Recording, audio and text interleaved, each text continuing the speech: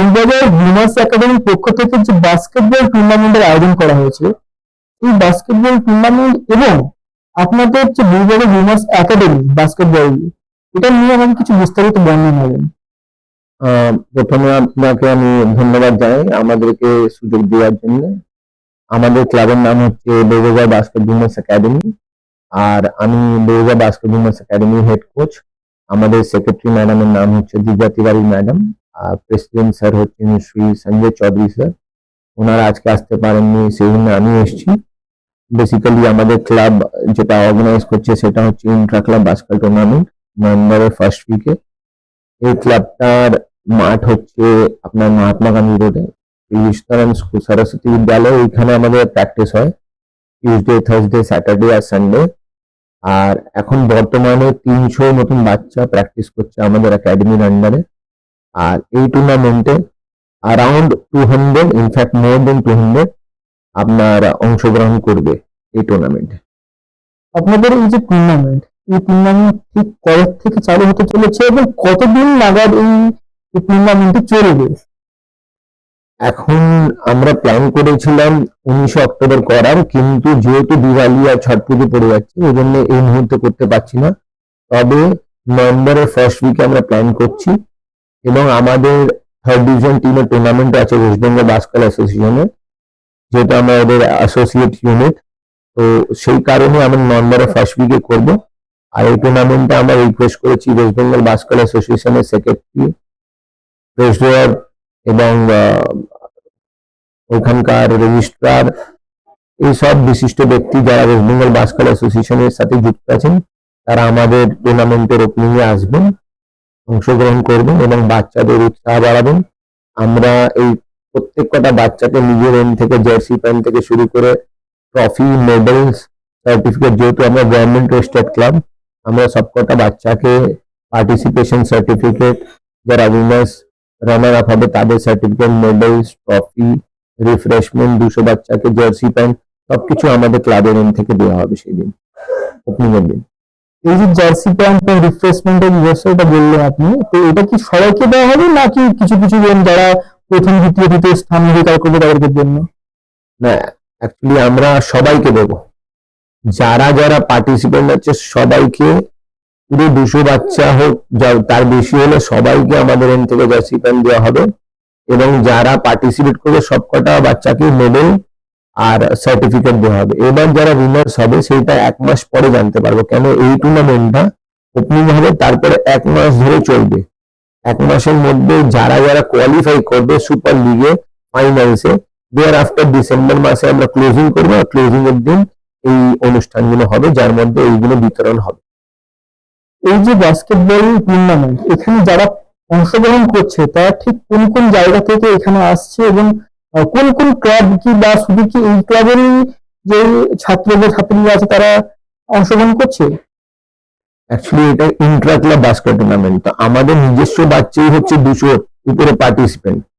আর যেগুলো বাচ্চারা আসছে সেগুলো পুরো ওয়েস্ট বেঙ্গল ধরে আসে, আমাদের কাছে শিখতে দুর্গাপুর থেকেও লোক আসে। তারা এখানে স্যাটারডে সানডে থেকে আত্মীয় স্বজনের বাড়িতে থেকে এখানে প্র্যাকটিস করে যায়।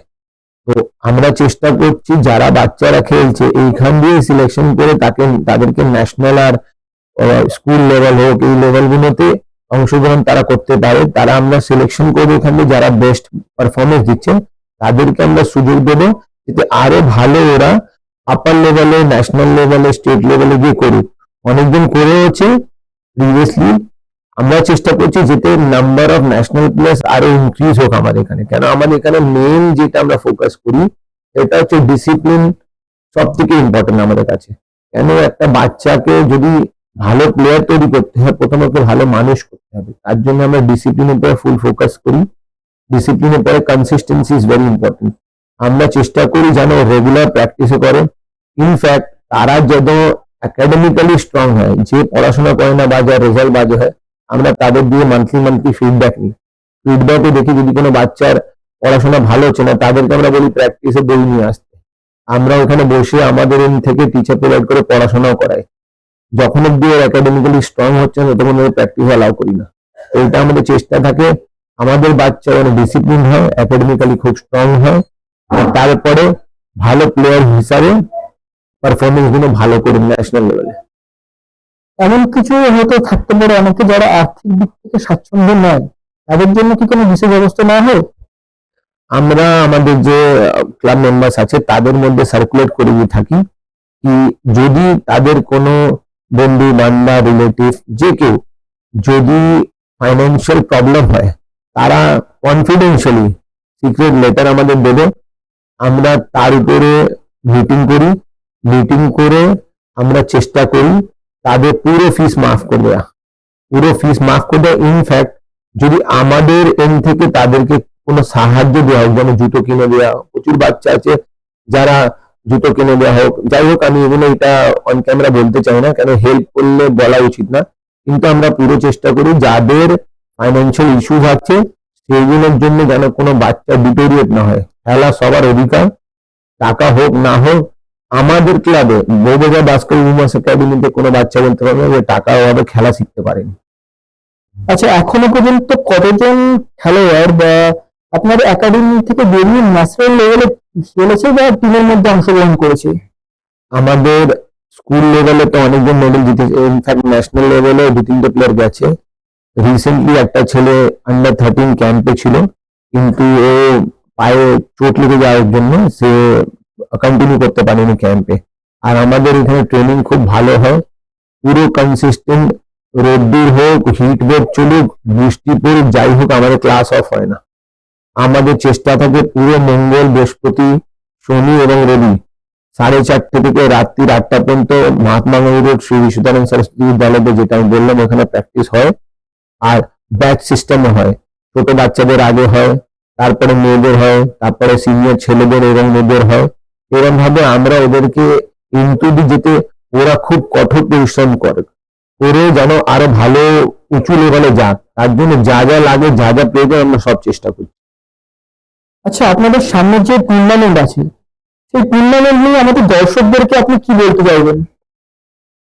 আমি দর্শকদেরকে রিকোয়েস্ট করব, আমাদের এই ক্লাবকে, বাস্কেটবল তো অত জনপ্রিয় গেম নয়, যেহেতু ক্রিকেট সব গেমকেই ডেভেলপ করে, তো বলতে গেলে বাস্কেটবল খেলা এখন প্রত্যেক স্কুলে হয়, কিন্তু অতটা প্রচলিত নয়। কিন্তু বাস্কেটবল গেম খুব টাফ গেম, বডি কন্ট্যাক্ট আছে, সবকিছু আছে। তো এর জন্য যে গার্জেনরা স্যাক্রিফাইস করে আজকে এই খেলা দিয়েছে বাচ্চাদেরকে, একটা আশা নিয়ে যে বাচ্চারা এনবিএ লেভেল পর্যন্ত যাবে, কিছু ভালো করবে, তো এতে সবাইকে একটু ওই ক্রিকেট ফেভারিটিজম সরিয়ে একটু বাস্কেটবলের খেলায় যদি দর্শক হয়, ভিড় হয়, তাহলে ওটা উৎসাহ বাড়বে। একটা প্লেয়ারের কাছে সব থেকে গুরুত্বপূর্ণ গ্যালারি, যদি গ্যালারি মাঠ ভর্তি, ওর খেলাতে যদি হাততালি হয়, ওর চেয়ে ভালো আর কিছু হয় না, এটা টাকা দিয়ে কেনা যায় না। এই জনপ্রিয় ব্যাপার জিনিসটা যদি বাস্কেটবলে সব গার্জেনরা সাপোর্ট করে, তাহলে আমার তো খুব ভালো লাগবে, কেন আমি নিজে অনেকগুলো বেঙ্গল খেলার পর, ন্যাশনাল খেলার পরে এই জায়গায় এসেছি। তো আমি চাই আমার বাচ্চারা যে আশা নিয়ে আসে, তারাও যেন ওটাকে ফুলফিল করতে পারে।